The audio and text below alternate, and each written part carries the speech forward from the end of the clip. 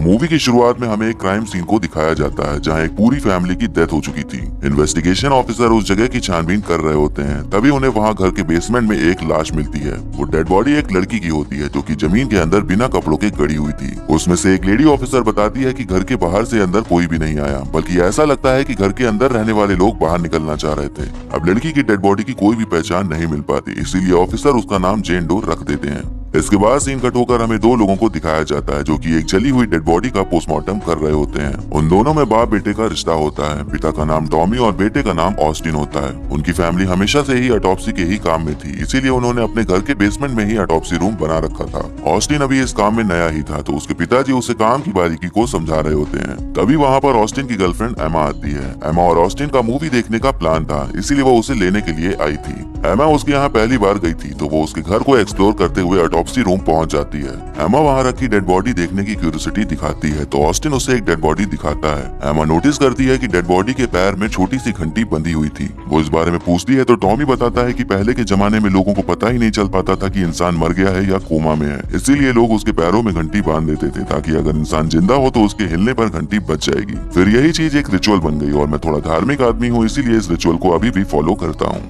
अब ये सब हो जाने के बाद ऑस्टिन और एमा बाहर जाने के लिए लिफ्ट तक जाते हैं, लेकिन तभी वहाँ पर शेरिफ एक डेड बॉडी लेकर आ जाते हैं। वो डेड बॉडी जेन डो की ही होती है। ऑस्टिन को लगता है कि उसे डैड की हेल्प के लिए रुकना चाहिए, इसलिए एमा को वो कुछ घंटे बाद वापस आने को कह देता है। शेरिफ बोलता है कि उसे जेन डो की ऑटोप्सी रिपोर्ट कल सुबह तक किसी भी हाल में चाहिए, क्योंकि जो क्राइम सीन हुआ था वो काफी चर्चा में आ चुका था और इस जेन डो की डेड बॉडी का कोई भी कनेक्शन उस क्राइम सीन से मैच नहीं हो रहा था। अब ऑस्टिन और टॉमी जेन डो की ऑटोप्सी करना शुरू कर देते हैं। वो देखते हैं कि उसकी बॉडी पर चोट का कोई भी निशान नहीं है। जब वो उसकी आंखों को चेक करते हैं तो वो ग्रे कलर की होती हैं। टॉमी बताता है कि आंखों का कलर ऐसा तभी होता है जब किसी इंसान को मरे हुए काफी दिन या साल बीत जाते हैं। वो नोटिस करते हैं कि उसकी कलाई और पैर की हड्डियां टूटी होती हैं और उसकी जीभ भी कटी होती है और एक मोलर टूथ भी गायब होता है। उसकी कमर भी नॉर्मल लोगों से काफी ज्यादा पतली होती है। लड़कियों की ऐसी कमर होना काफी पहले देखा जाता था, क्योंकि वो एक तरह की ड्रेस पहनती थी जिसकी टाइटनेस की वजह से कमर बहुत पतली हो जाती थी। अब टॉमी उसके इंटरनल पार्ट्स चेक करने के लिए उसे काटने का सोचता है। वो जैसे ही नाइफ उठाता है तो वहाँ लाइट जलना बुझना शुरू हो जाती है और वहाँ रखे हुए रेडियो में अपने आप से ही फ्रिक्वेंसी चेंज होकर एक गाना बजना शुरू हो जाता है। वो दोनों इन चीजों को इग्नोर करते हैं और बॉडी काट देते हैं। अब उन्हें पता चलता है कि उसके लंग्स एकदम जले होते हैं। उसके हार्ट और बॉडी के अंदर कई तरह के कट्स लगे होते हैं, जो कि बिना बॉडी काटे करना काफी इम्पॉसिबल था,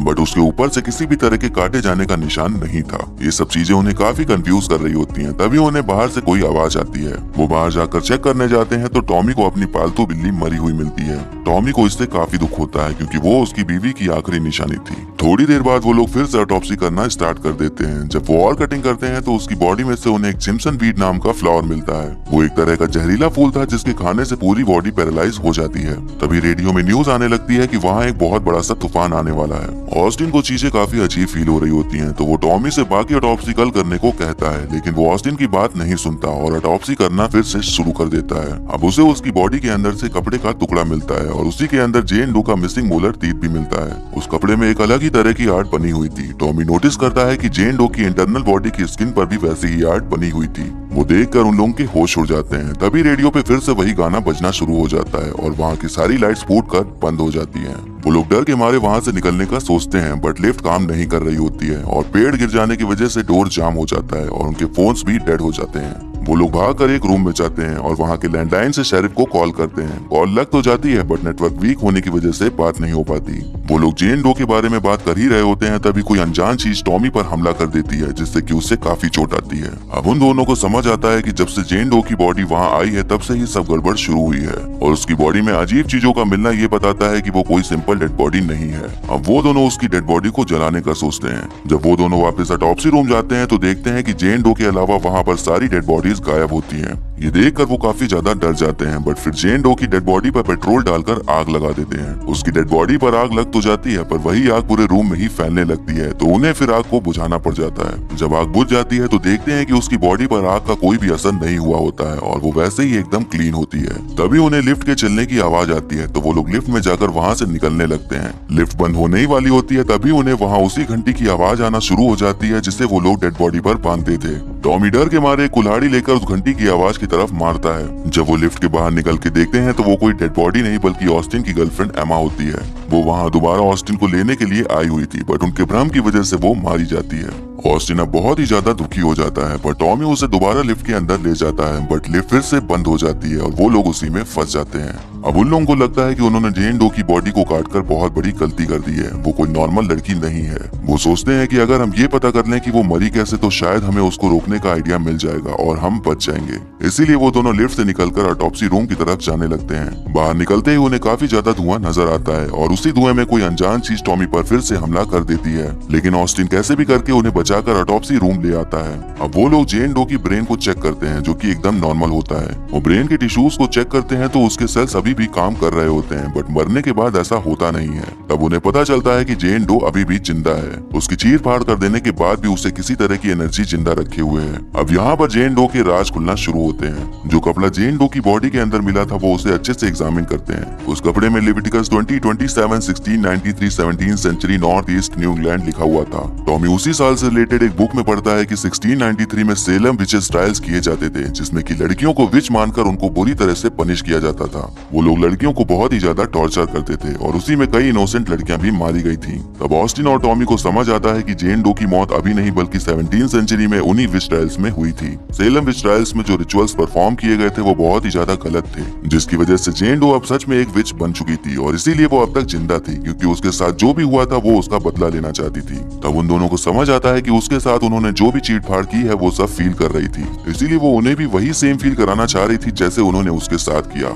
जेन डो के साथ जो भी गलत करता था वो उसे उसी तरीके से मार डालती थी, इसीलिए वो टॉमी को धीरे धीरे करके उसे भी मार रही थी। हम ये कह सकते हैं कि जेन डो का अब ये रिचुअल बन चुका था। टॉमी समझ जाता है कि वो उन दोनों को नहीं छोड़ेगी। वो जेन डो के कान में बोलता है कि वो भले ही उसे मार डाले पर उसके बेटे को छोड़ दे। वो एक तरह से अपनी जान सेक्रीफाइस करके ऑस्टिन को बचाना चाह रहा था। उसके बाद ऐसा होने भी लग जाता है। अब टॉमी की भी कलाई और पैर की हड्डियां ठीक वैसे ही टूटने लग जाती हैं जैसी उसकी टूटी हुई थी और अंदर ही अंदर उसके सारे ऑर्गन्स खराब होने लग जाते हैं। वहीं हम देखते हैं कि जेन डो फिर से रिपेयर होना स्टार्ट हो जाती है। उसके चीर फाड़ के जितने भी घाव थे वो अपने आप ही सही होने लग जाते हैं। जेन डो की बॉडी एकदम नॉर्मल बॉडी हो जाती है, जैसे कि उससे कुछ हुआ ही नहीं था। बट टॉमी की हालत काफी ज्यादा खराब होने लगती है। वो अपने बेटे से खुद को ही मारने को कहता है। ऑस्टिन दिल पर पत्थर रखकर अपने डैड को मार देता है ताकि वो इस तरह से सफर ना करे। वो बहुत ही ज्यादा दुखी हो जाता है, क्योंकि अपने ही हाथों से पिता को मारना कोई छोटी बात तो नहीं थी।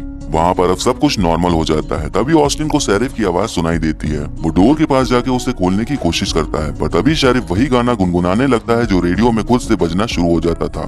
ऑस्टिन समझ जाता है कि वो सच नहीं बस हेलुसिनेशन है। तभी अचानक से उसके सामने टॉमी की लाश आ जाती है, जिसे देखकर वो डर जाता है और सीढ़ियों से फिसलकर नीचे गिर जाता है और वहीं पर उसकी मौत हो जाती है। अगले दिन वहाँ पर पुलिस इन्वेस्टिगेशन करने आती है। शेरिफ को सेम वैसा ही क्राइम सीन दिखता है जैसे कि शुरुआत में उसने देखा था और वहाँ पर जेन डो की बॉडी एकदम सही सलामत रखी होती है, जैसे उसके साथ कभी कुछ किया ही ना गया हो। शेरिफ समझ जाता है कि डेड बॉडी में ही गड़बड़ी है, तो वो ऑफिसर से कहकर इसे शहर से कहीं दूर ले जाने को बोल देता है। फिर हम देखते हैं कि जेन डो की डेड बॉडी गाड़ी में आदमी लेकर जा रहे होते हैं। तभी गाड़ी के रेडियो में वही गाना बजने लगता है जो रेडियो में अपने आप बजना शुरू हो जाता था और फिर लास्ट सीन में हमें जेन डो की पैरों की उंगलियां हिलती हुई दिखाई जाती हैं और मूवी यहीं पर खत्म हो जाती है।